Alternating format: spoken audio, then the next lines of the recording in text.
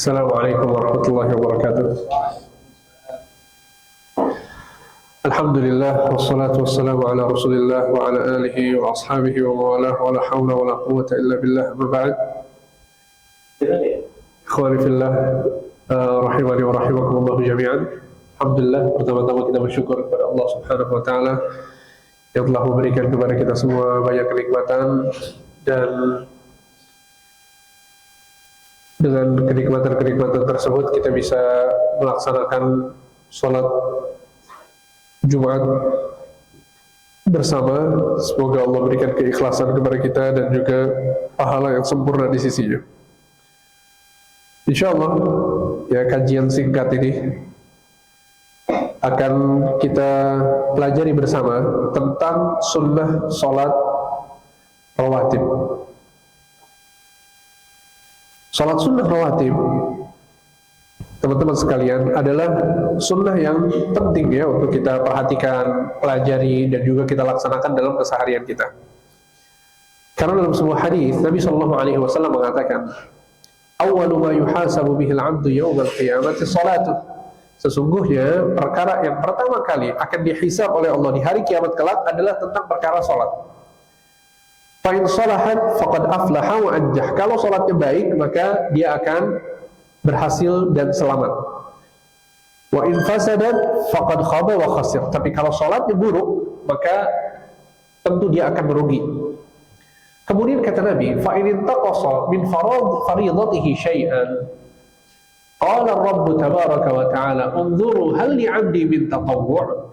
Kata Nabi sallallahu alaihi wasallam, kalau sholat wajibnya itu ada yang kurang, tidak sempurna, ya, maka Allah akan mengatakan kepada para malaikat, tolong lihatlah apakah hambaku ini memiliki pahala sholat sunnah atau tidak. Fayukammalu bihi man taqasa minal fariḍah. Maka Allah Subhanahu wa taala akan menyempurnakan kekurangan tersebut dengan pahala sholat sunnah yang dia lakukan. Ya, sehingga ini adalah keutamaan yang sangat besar, yaitu pada saat seseorang yang memiliki kekurangan di sholat wajibnya, maka akan disempurnakan dengan sholat sunnah yang dia lakukan. Dan kita sadar ya bahwa betapa banyak ya kekurangan kita pada saat kita melaksanakan sholat wajib. Terkadang kita lalai, mungkin malas saat melaksanakannya. Ya, terkadang kita sholat tapi kita nggak khusyuk. Terkadang kita sholat, subhanallah, kita nggak sadar. Ya, Allahu Akbar, sadar-sadar kapan? Pada saat kita salam. Dan betapa sering kita lupa taruh kunci motor di mana. Nanti pada saat ingat itu kapan? Pada saat kita sholat, betul tidak? Pada saat sholat, subhanallah, yang lupa jadi ingat. Ya, sehingga ini diantara kekurangan kita yang bisa disempurnakan dengan sholat sunnah rawatib. Ya, sehingga sholat sunnah rawatib ini adalah sholat sunnah yang dianjurkan oleh Nabi Sallallahu Alaihi Wasallam. Sehingga dalam sebuah hadis Nabi Sallallahu Alaihi Wasallam, ya, mengatakan, man shallat 12 raka'atan fi yawmin wa lailah bunya lahu bihinna baitun fil jannah. Barang siapa yang salat 12 rakaat dalam sehari semalam, maka Allah akan bangunkan untuknya rumah di surga. Jadi ini pahala yang sangat besar yang akan didapat oleh seseorang yang melaksanakan 12 rakaat sehari semalam. Apa saja 12 rakaat ini? Salat subuh ada tidak salat rawatibnya? Berapa rakaat? 2 rakaat sebelum subuh. Kemudian sebelum zuhur berapa? 4 rakaat. Setelah zuhur 2 rakaat. Kemudian sebelum asar tidak ada. Setelah asar tidak ada juga. Setelah maghrib 2 rakaat. Setelah isya 2 rakaat. Jadi sebelum subuh 2 rakaat itu 2. Sebelum zuhur 4 rakaat jadi 6. Setelah zuhur 2 rakaat jadi 8. Ya, kemudian ditambah dengan 2 rakaat setelah maghrib dan 2 rakaat setelah isya, jadi totalnya adalah 12 rakaat. Seperti itu. Ya, maka ini adalah dalil yang menjelaskan tentang keutamaan sholat sunnah rawatib, bahwa dia bisa menyempurnakan sholat wajib yang kurang, dan yang kedua, Allah menyediakan rumah di surga bagi orang yang melaksanakannya. Kemudian ada beberapa hal penting yang perlu kita pahami tentang sholat sunnah rawatib ini. Yang pertama, bahwa sholat sunnah rawatib disunnahkan untuk dilakukan di rumah.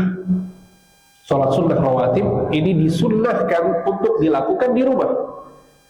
Dalilnya adalah sabda Nabi Sallallahu Alaihi Wasallam mengatakan, Nabi SAW mengatakan, "Shallu ayyuhan nas fi buyutikum, fa inna afdhala salatil mar'i fi baitihi illa salatul maktubah."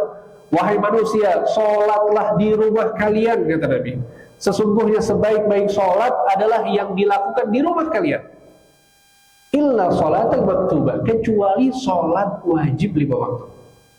Sholat wajib 5 waktu bagi kita laki-laki paling afdal adalah di masjid. Bahkan sebagian ulama berpendapat bahwa sholat di masjid itu sebuah kewajiban bagi laki-laki. Tapi yang jadi pembahasan kita adalah ternyata kalau sholatnya adalah sholat sunnah, lebih baik dilakukan di rumah daripada di masjid. Ya, kemudian juga dalam hadis lain Nabi SAW mengatakan, "Ij'alu min sholatikum fi buyutikum wa la tattakhidhuha qubura."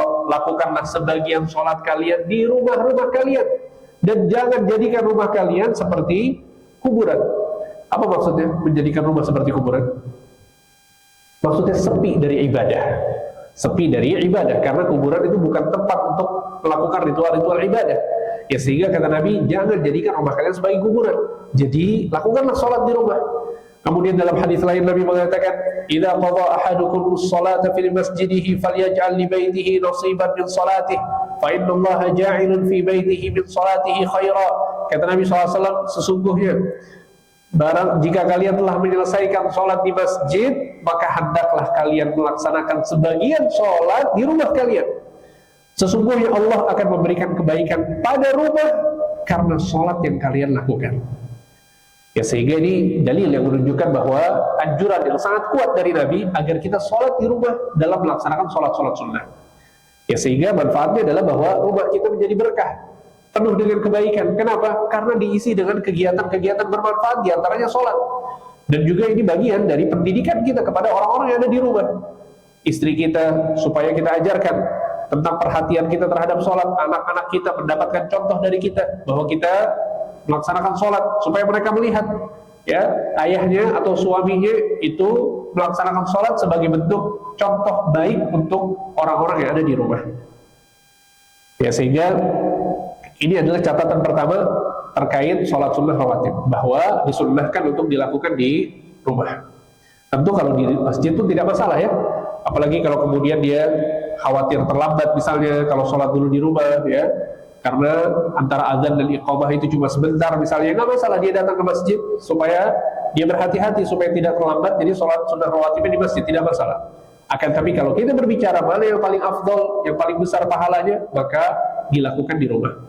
Kemudian catatan yang kedua adalah bahwa sholat sunnah yang paling afdol dari 12 rakaat tadi adalah 2 rakaat sebelum subuh. 2 rakaat sebelum subuh. Nabi Shallallahu Alaihi Wasallam mengatakan, "Ya rakaatul fajri khairun minad dunya wa ma fiha." Sesungguhnya 2 rakaat sebelum subuh itu lebih afdol daripada dunia dan seisinya. Harus lihat. Kemudian dalam riwayat lain Nabi mengatakan, "Lahuma ahabbu ilayya minad dunya jami'a." Sesungguhnya 2 rakaat sebelum subuh itu lebih aku sukai daripada dunia dan seisinya. Bayangkan, ini Nabi berbicara tentang 2 rakaat sunnah sebelum subuh. Bagaimana dengan sholat subuh? Sholat subuh dengan sholat sunnah sebelum subuh, mana yang lebih afdal kira-kira? Yang wajib atau yang sunnah? Yang wajib. Ini yang sunnahnya saja, kata Nabi, lebih baik daripada dunia dan seisinya. Maka bagaimana dengan yang wajib? Tentu lebih afdal, lebih mulia, dan lebih besar pahalanya. Ya, sehingga karena saking utamanya 2 rakaat sebelum subuh ini, Nabi Shallallahu Alaihi Wasallam pada saat beliau bersafar, beliau tidak pernah meninggalkan sholat ini. Sehingga ada 2 sholat yang tidak pernah ditinggalkan oleh Nabi, baik dalam kondisi mukim atau dalam kondisi safar. Yang pertama adalah 2 rakaat sebelum subuh, dan yang kedua adalah sholat apa?